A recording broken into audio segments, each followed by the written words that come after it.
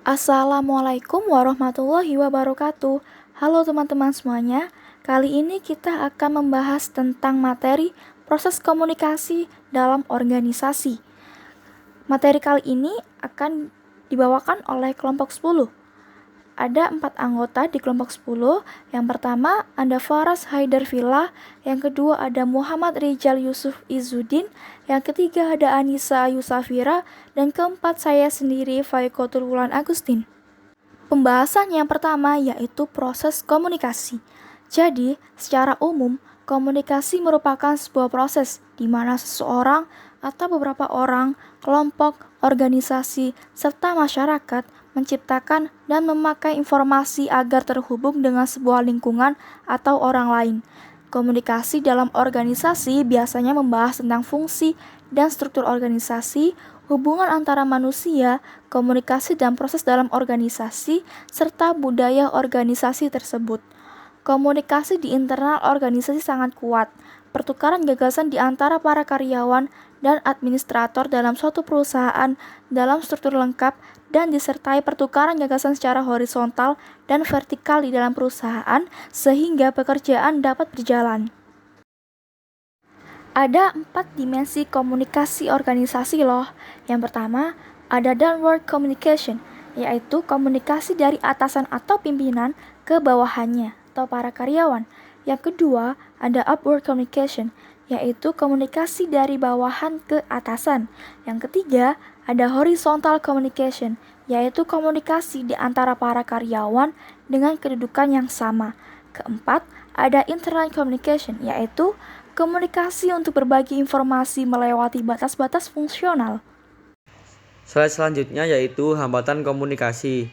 Yang pertama ada hambatan teknis. Hambatan teknis adalah jenis hambatan yang terjadi karena media yang digunakan dalam berkomunikasi.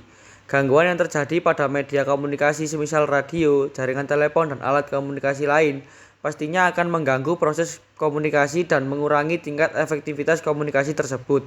Yang kedua ada hambatan semantik. Hambatan yang terjadi akibat proses penyampaian pengertian atau ide yang tidak efektif.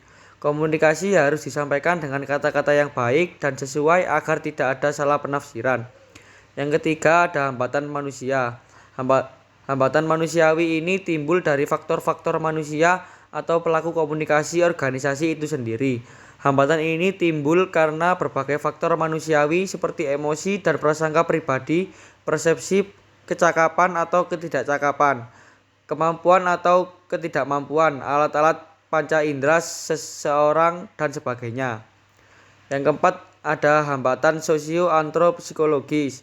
Hambatan yang terjadi akibat faktor situasional ini terdiri dari hambatan sosiologis, hambatan antropologis, dan hambatan psikologis.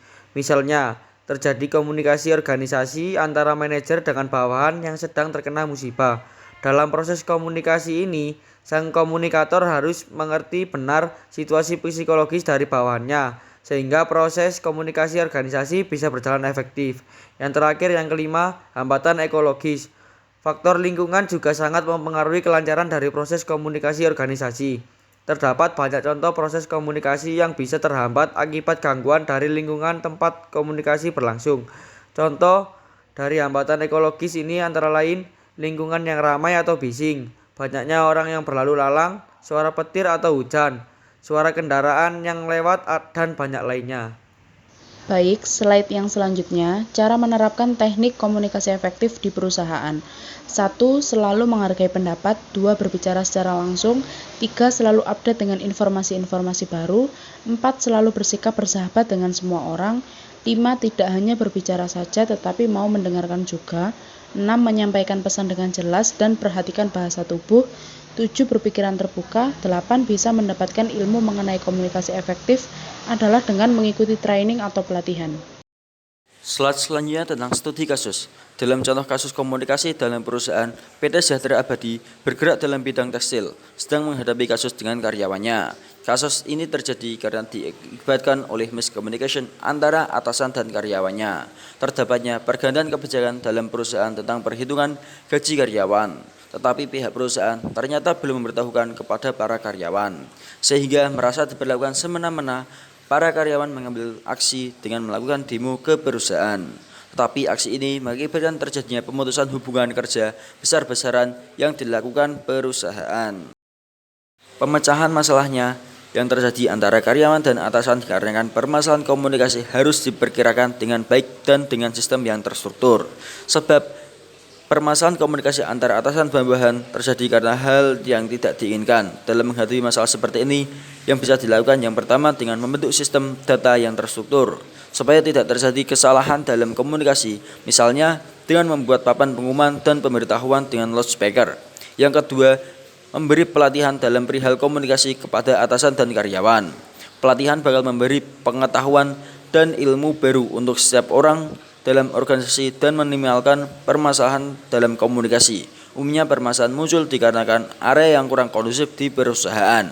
Yang ketiga, membuat komunikasi dua arah antara atasan dan bawahan jadi lancar dan harmonis. Misalnya dengan membuat rapat secara berkala dan dengan komunikasi yang dua arah serta intens bakal mengurangi permasalahan di lapangan. Sekian dari pemaparan materi kelompok kami. Bila ada pertanyaan bisa ditanyakan di kolom komentar. Jangan lupa like, komen, dan subscribe. Sekian dari kelompok kami. Wassalamualaikum warahmatullahi wabarakatuh.